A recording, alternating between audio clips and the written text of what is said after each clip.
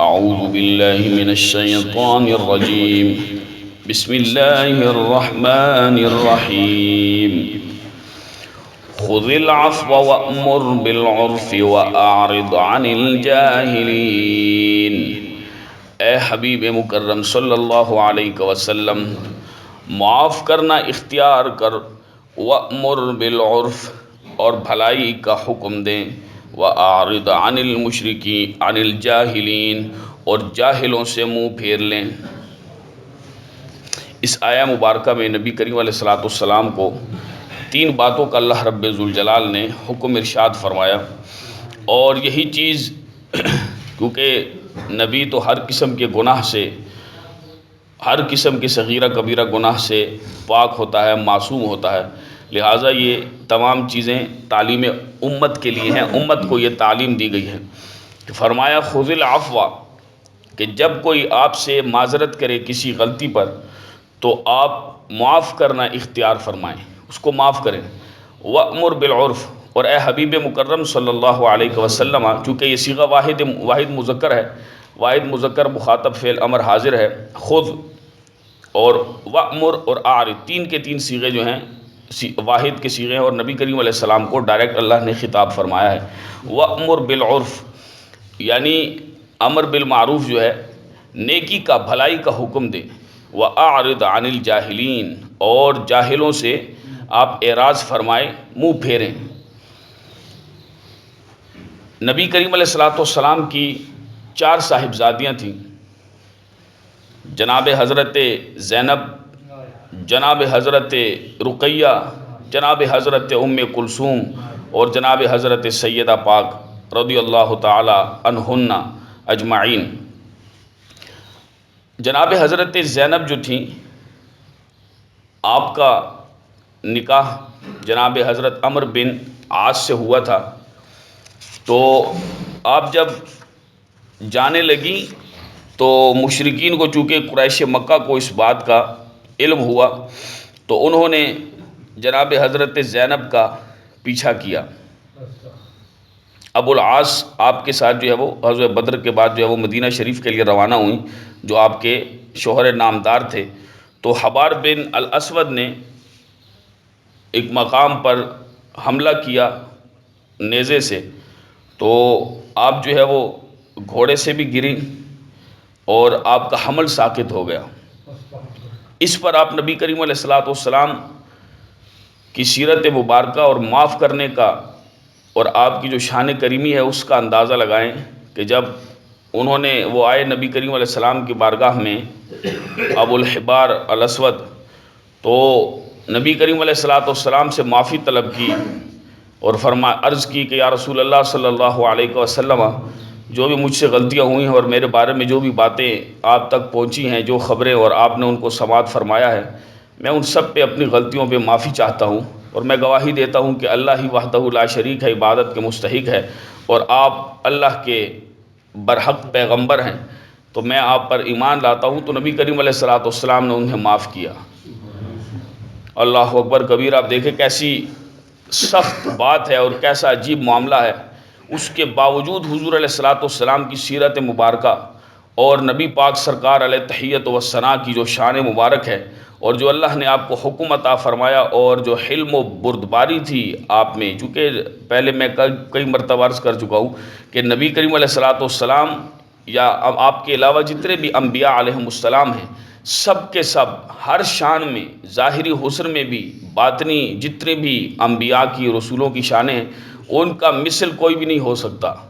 وہ اللہ نے ان کو ایسا بے مثل بنایا ہوتا ہے سیرت و کردار کے حوالے سے بھی کہ کوئی کائنات کا آدمی اس گرد راہ تک بھی نہیں پہنچ سکتا۔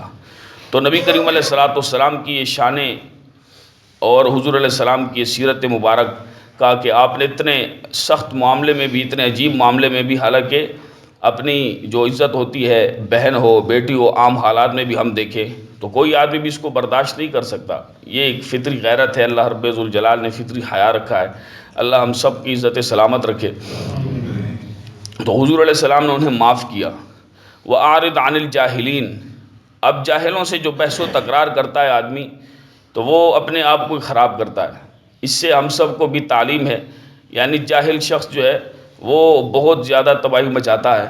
اور اسی طرح سے ہم انشاءاللہ جب پہنچیں گے 19ویں پارے میں تو وہاں بھی اللہ رب ذوالجلال نے جتنے بھی اپنے نیک متقی پاک اچھے بندے ہیں ان کے بارے میں بھی ارشاد فرمایا کہ وعباد الرحمن الذین یمشون علی الارض ہونا، کہ جو رحمان کے بندے ہیں، عباد رحمان ہیں، عبد کی جمع ہے عباد، تو عباد رحمان جو ہیں وہ زمین پہ بڑی عاجزی سے نرم نرم چلتے ہیں، اکڑ کے نہیں چلتے، وہ غرور تکبر نہیں کرتے۔ وَإِذَا خَاطَبَهُمُ الْجَاهِلُونَ، اور جب ان سے جاہل مخاطب ہوتے ہیں تو وہ قالو کیا کہتے ہیں؟ سلاما، انہیں سلام فراغت کہتے ہیں، بحث و تکرار نہیں کرتے۔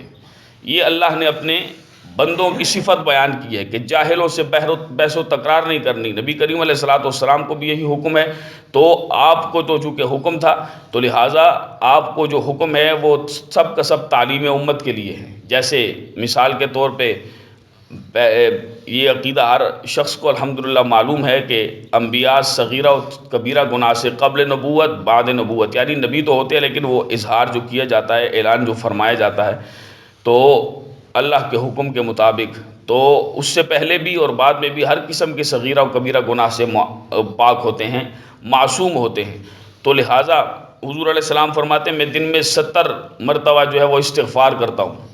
تو چونکہ استغفار تو وہ جیسے ہم کرتے ہیں تو ہم اپنے گناہوں سے بخشش طلب کرتے ہیں، تو وہ حضور علیہ السلام کا استغفار کرنا تعلیم امت کے لیے کہ امت بھی کثرت سے استغفار کرے، کہ گناہ اگر ان کے ہیں تو یقیناً جو ہے وہ کوئی شخص انبیاء کے سوا معصوم نہیں ہے، تو جب کوئی شخص معصوم نہیں ہے انبیاء کے سوا یعنی ہم عام لوگوں میں سے، تو یقیناً جو ہے وہ ہم سے گناہ سرزد ہوتے ہیں، تو اس کے لیے ہم اللہ کی بارگاہ سے بخشش طلب کرتے ہیں۔ تو یہ حضور علیہ السلام کا استغفار کرنا تعلیم امت کے لیے ہے۔ اچھا، اب جو ہے وہ نبی کریم علیہ الصلوۃ والسلام کو جو ارشاد فرمایا گیا کہ وَأَعْرِضْ عَنِ الْجَاهِلِينَ، امام شافعی علیہ الرحمہ کا مجھے ایک قول یاد آ رہا ہے۔ امام شافعی فرماتے ہیں کہ میں نے جب بھی، چونکہ آپ بہت بڑے مجتہد تھے اور باقاعدہ مذہب شافعیہ کے آپ امام بھی ہیں، اگرچہ امام اعظم ابو حنیفہ علیہ الرحمہ مجتہد مطلق اور جلیل القدر تابعی ہمارے امام اعظم ابو حنیفہ حضرت نعمان بن ثابت رضی اللہ تعالیٰ عنہ، آپ رضی اللہ تعالیٰ عنہ کے شاگردوں کے شاگرد یعنی امام محمد بن حسن الشیبانی بہت بڑے لغت کے اور فقہ کے امام گزرے ہیں۔ امام اعظم ابو فقہ کی کتابوں میں اکثر ان کا، اور امام قاضی ابو یوسف علیہ الرحمہ، تو امام محمد بن حسن الشیبانی ان کے بارے میں مشہور بھی ہے کہ آپ کے جنازے پہ آپ کے چہرے مبارک کو دیکھ کے 20,000 کافر کلمہ پڑھ گئے تھے۔ انہوں نے کہا کہ یہ چھوٹا محمد اتنا خوبصورت ہے تو بڑے محمد کی شان کا کیا عالم ہوگا۔ تو یہ امام محمد بن حسن الشیبانی رحمہ اللہ تعالیٰ آپ کے تلامذہ میں سے امام شافعی علیہ الرحمہ، امام محمد بن ادریس الشافعی رحمہ اللہ تعالیٰ، یہ سب ہمارے امام اہل سنت کے، وہ صرف فروعی مسائل میں اختلاف ہے، اور وہی فرمایا گیا کہ اختلاف امتی رحمت، میری امت کا اختلاف رحمت ہے، وہی اختلاف جو ہے وہ رحمت ہے۔ باقی اصول میں سب کے سب اہل سنت ہیں، یہ سب کی سب نہریں ہیں اسی ایک دریا کی جس کو اہل سنت کہا جاتا ہے۔ تو امام شافعی علیہ الرحمہ فرماتے ہیں کہ میں نے جب بھی کسی جاہل سے میری بات ہوئی ہے، کبھی کوئی مناظرہ ہو گیا، یعنی مناظرے سے مراد ایسا کام ہو گیا، مناظرہ بھی اگر اس دور میں کسی ایسے جو ہے وہ بیکار قسم کے آدمی سے اگر سامنا پڑ گیا، معلوم نہیں ہوتا، بعض اوقات آدمی کو سمجھتا ہے کہ عالم ہے، جیسے ہم کہتے ہیں کہ جی علامہ ہے یا عالم ہے، لیکن وہ اندر سے خالی ہوتا ہے، صرف لیبل ہی لگا ہوتا ہے، تو وہ بھی شاید اس قسم کا کوئی آدمی سامنے آ گئی یا کوئی ایسا جاہل، تو فرمایا میں ہمیشہ جاہل سے ہارا ہوں، امام شافعی فرماتے ہیں، لیکن کہتے ہیں جب میرا کسی عالم سے مناظرہ ہوا ہے تو میں ہمیشہ جیتا ہوں۔ تو جاہلوں سے اعراض کرنا چاہیے، ان کو سلام فراغت، بس قالوا سلام، ٹھیک ہے، بس ٹھیک ہے جی، السلام علیکم، اللہ حافظ۔ تو جو کہ ان سے آپ کا ایک تو لڑائی جھگڑا ہو جائے گا، جاہل آدمی جو ہے وہ آپ کو گالی بھی دے گا، وہ جھگڑے پہ اتر آئے گا، وہ آپ کی بات کو بھی نہیں سمجھ سکے گا، اور نہ آپ اس کو اپنی بات سمجھا سکتے ہیں۔ تو جب ایسا آدمی کا سامنا ہو تو اپنی جو ہے وہ جان بچانی چاہیے، ان سے منہ پھیرنا چاہیے، سلام فراغت کہنی چاہیے، بس ٹھیک ہے۔ وَإِمَّا يَنزَغَنَّكَ مِنَ الشَّيْطَانِ نَزْغٌ فَاسْتَعِذْ بِاللَّهِ إِنَّهُ سَمِيعٌ عَلِيمٌ، اور اے سننے والے، جب شیطان تجھے کسی وسوسے میں مبتلا کرے، فَاسْتَعِذْ بِاللَّهِ، تو اللہ کی پناہ مانگ، إِنَّهُ سَمِيعٌ عَلِيمٌ، بے شک وہی سننے والا، سب کچھ جاننے والا ہے۔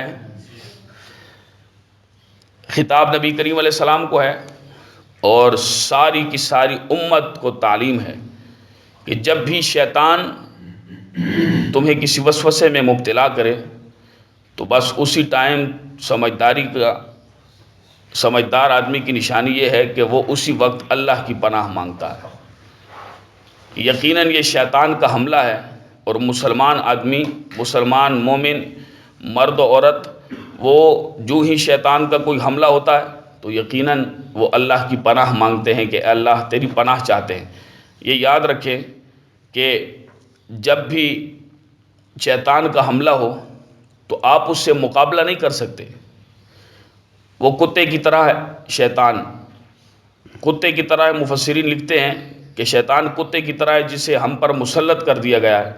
اس سے آپ اگر مقابلہ کریں گے تو آپ تھک جائیں گے. اصل جو کرنے کا کام ہے وہ اللہ کی پناہ ہے.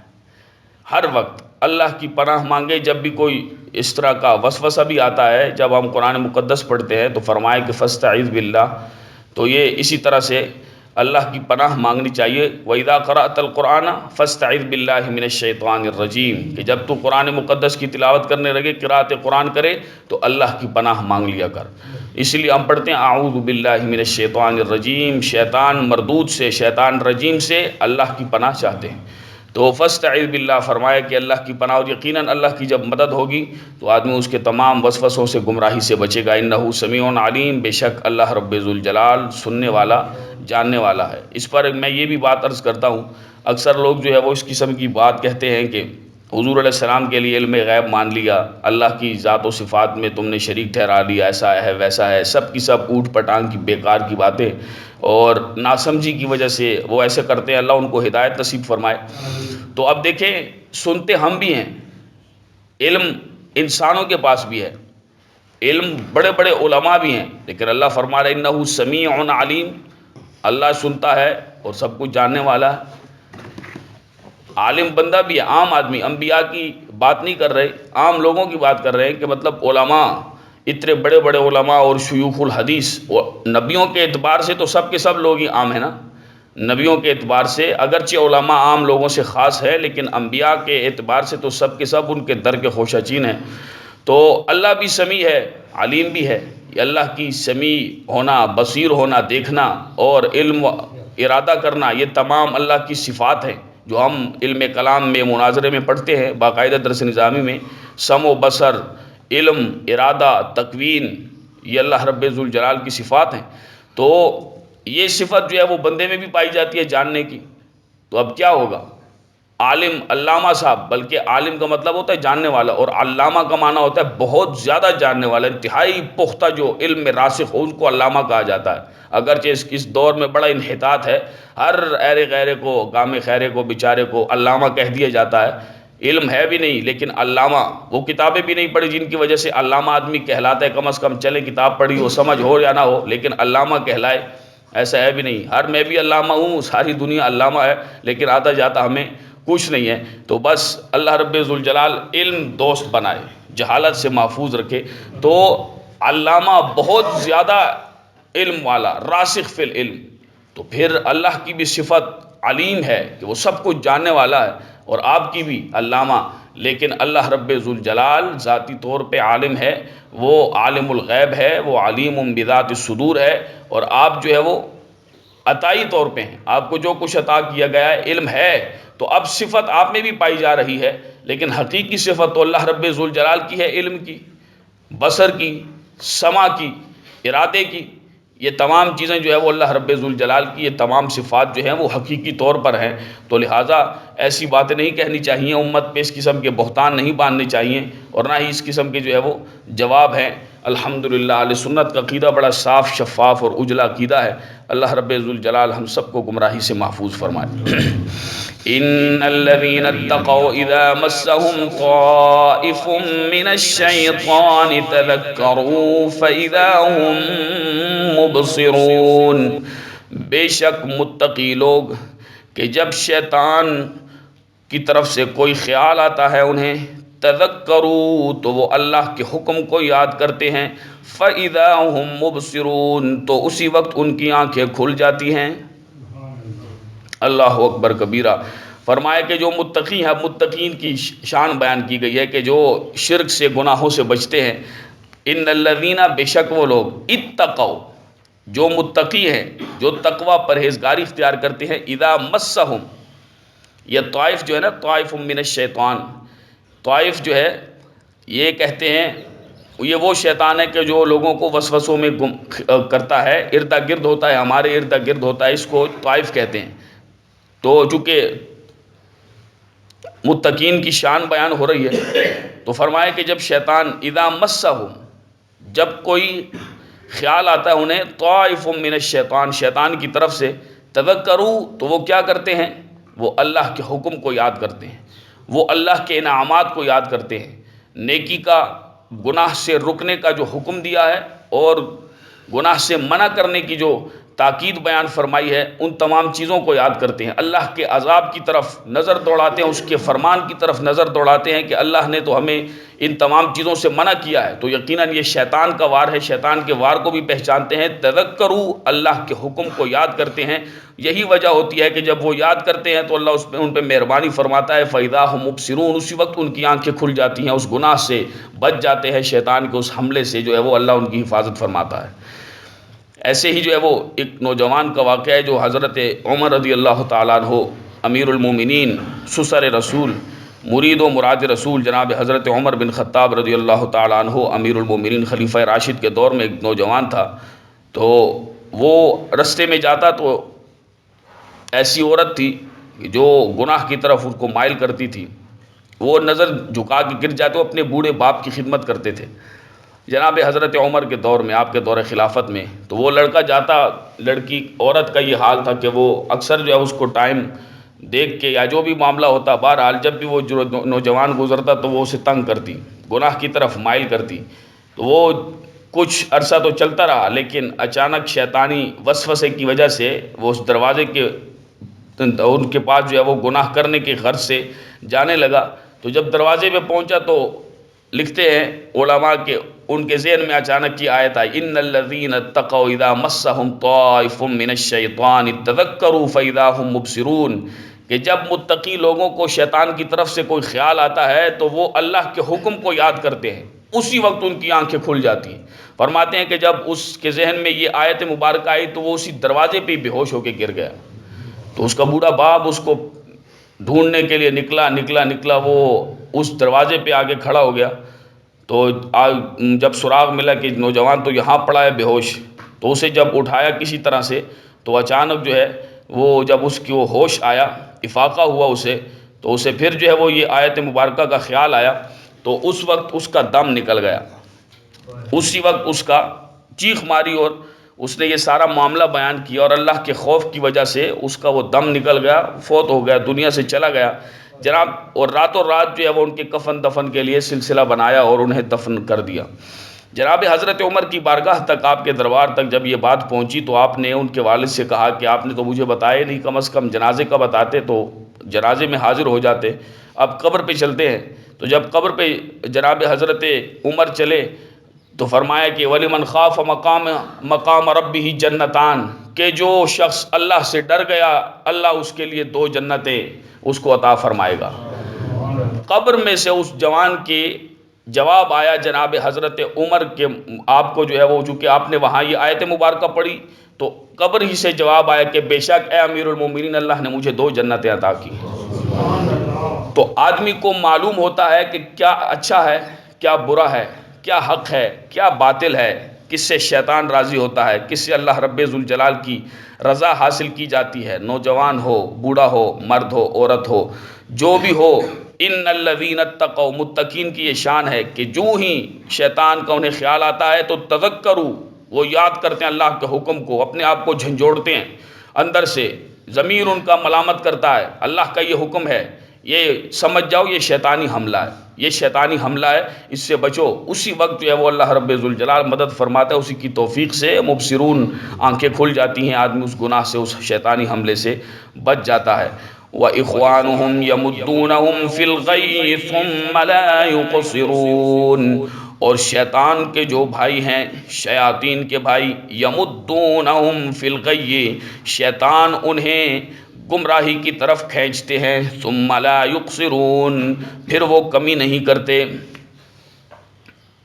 مشرک جو ہیں ان کو گمراہی کی طرف جب شیطان کھینچتا ہے بتوں کی عبادت کے لیے، کیونکہ پیچھے مشرکوں کا ذکر چل رہا تھا، تو انہیں جب کھینچتا ہے تو پھر ان میں کمی نہیں کرتا، وہ بدستور اس پہ جو ہے وہ مزید پختہ سے پختہ ہوتے ہوئے وہ گمراہی کی دلدل میں ایسے دھنستے ہیں کہ پھر وہ نکلنا ان کے لیے ناممکن ہو جاتا ہے۔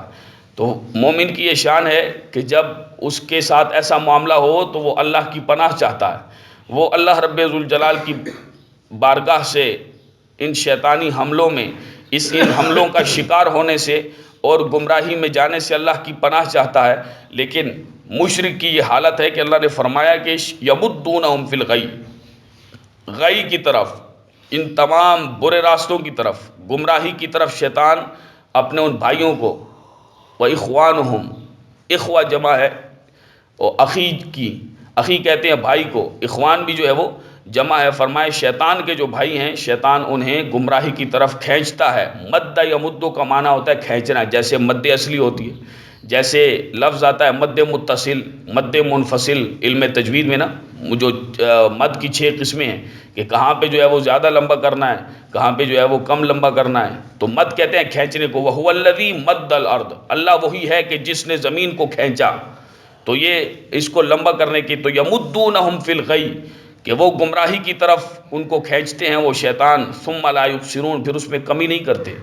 تو مومن کی یہ شان ہے کہ وہ اللہ کی پناہ مانگے، اور اللہ کی جب پناہ مانگتا ہے تو وہ شیطان کے ان حملوں سے محفوظ رہتا ہے، جبکہ مشرکوں کے ساتھ کسی قسم کی کمی نہیں کی جاتی۔ وہ اس برائی میں، اس کفر میں، اس شرک میں، اس گمراہی کے رستے پر چلتے جاتے ہیں، چلتے جاتے ہیں اور چلتے جاتے ہیں، اسی پہ اگر مر جاتے ہیں تو پھر دائمی جو ہے وہ جہنمی کہلاتے ہیں، جہنم کے حقدار کہلاتے ہیں۔ اللہ رب ذوالجلال ہم سب کو گمراہی سے محفوظ و معمون فرمائے۔ وما علی الا البلاغ المبین۔